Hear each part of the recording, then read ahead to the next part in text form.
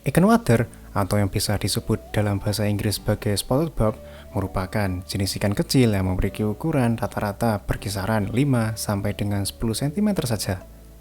Ikan water ialah salah satu jenis ikan air tawar lokal Indonesia, cukup populer, mudah beradaptasi, dan mempunyai ketahanan cukup tinggi terhadap kondisi lingkungan yang buruk. Di Indonesia, persebaran ikan water cukup luas dari daerah Kalimantan, Sumatera, Bali, Jawa, hingga perairan Lombok. Ikan water secara umum ditemukan di dasar sungai yang kecil berbatu yang berarus lemah. Ikan ini memiliki pola adaptasi tersendiri terhadap kondisi ekstrim. Adaptasi terhadap oksigen rendah dilakukan secara fisiologis melalui peningkatan afinitas darah terhadap oksigen. Adaptasi terhadap kondisi arus yang relatif deras dilakukan dengan cara berlindung di balik bebatuan dan berusaha berenang melawan arus. Ikan water hidup di daerah tropis dengan kisaran suhu antara 22 sampai 24 derajat Celcius dan pH perairan antara 6 sampai 6,5. Ikan tersebut hidup berkelompok di dasar atau pada kolam air yang mengalir atau tergenang.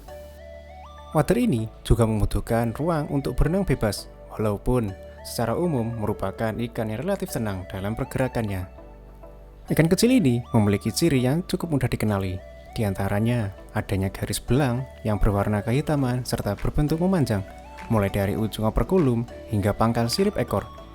Ciri selanjutnya adalah bagian tepi sirip ekor water ini berwarna kehitaman dengan dominasi warna kuning. Dia juga mempunyai sirip anal dan ventral yang saling berdekatan. Banyak orang awam yang masih kesulitan membedakan antara water dengan bader, di mana biasanya semuanya disebut dengan water.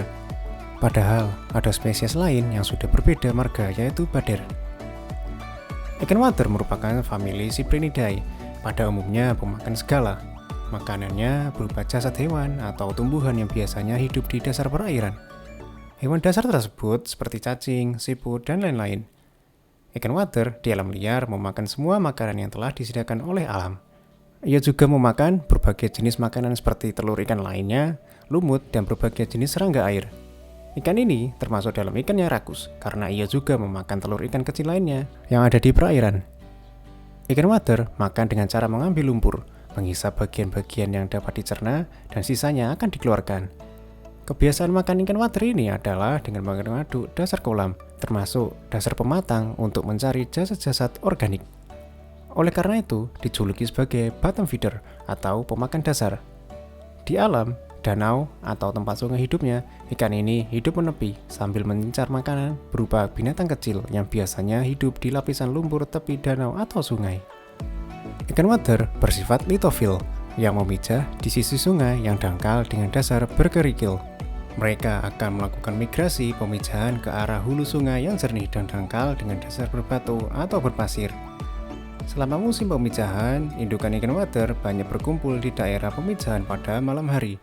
Kondisi tersebut banyak dimanfaatkan orang untuk melakukan penangkapan ikan. Apabila kegiatan tersebut dilakukan secara terus-menerus tanpa terkendali, maka populasi ikan water di sungai dikhawatirkan akan mengalami penurunan. Mengingat ikan water cenderung relatif agak sulit ditangkap di luar musim pemijahannya. Terlebih akhir-akhir ini cuaca sudah tidak bisa diperkirakan secara akurat.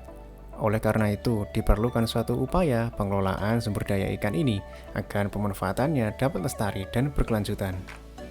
Pengaruh kegiatan dari manusia atau faktor alami lain yang dapat mengubah kualitas dan kondisi perairan sungai akan berdampak pada kehidupan ikan. Perubahan kualitas air baik sifat fisika atau kimia dapat mempengaruhi keberadaan komunitas ikan. Keadaan ini mengakibatkan perubahan keanekaragaman spesies ikan yang terdapat pada komunitas ikan, serta ekosistem di sungai dari waktu ke waktu.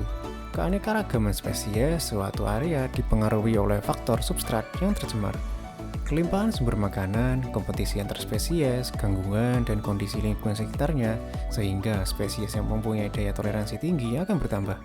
Dan sebaliknya, spesies yang memiliki daya toleransi rendah jumlahnya akan semakin menurun. Oleh karenanya, bioindikator sebagai organisme atau komunitas mampu memberi informasi tentang kualitas suatu lingkungan. Ada 3 kegunaan dari bioindikator ini, yaitu untuk monitor perubahan fisik atau kimia, lingkungan, untuk monitor proses ekologi, dan untuk memonitor biodiversitas. Ikan adalah salah satu spesies hewan yang sering digunakan sebagai bioindikator lingkungan untuk memantau tingkat pencemaran atau kualitas air lingkungan karena kepekaannya terhadap pencemaran. Ikan sering digunakan untuk mengetahui dampak berbagai jenis polutan organik. Ikan telah banyak digunakan sebagai bioindikator untuk memonitoring pencemaran di ekosistem akuatik. Melalui penerapan tersebut, kita dapat memprediksi keadaan alami suatu wilayah tertentu atau tingkat kontaminasi. Salah satunya yaitu dengan ikan wader. Berdasarkan penelitian yang dilakukan pada beberapa sungai di Indonesia, ikan ini bisa menjadi bioindikator bahwa perairan yang ada bisa dibilang telah mengalami pencemaran yang tergolong ringan.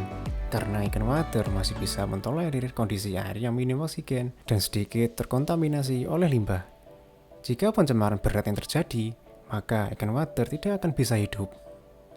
Jadi, dengan ikan menjadi suatu bioindikator di sungai atau suatu perairan tertentu, kita maupun pihak yang berwenang bisa membuat suatu keputusan dan kebijakan untuk membuat perairan tersebut agar bisa lebih lestari.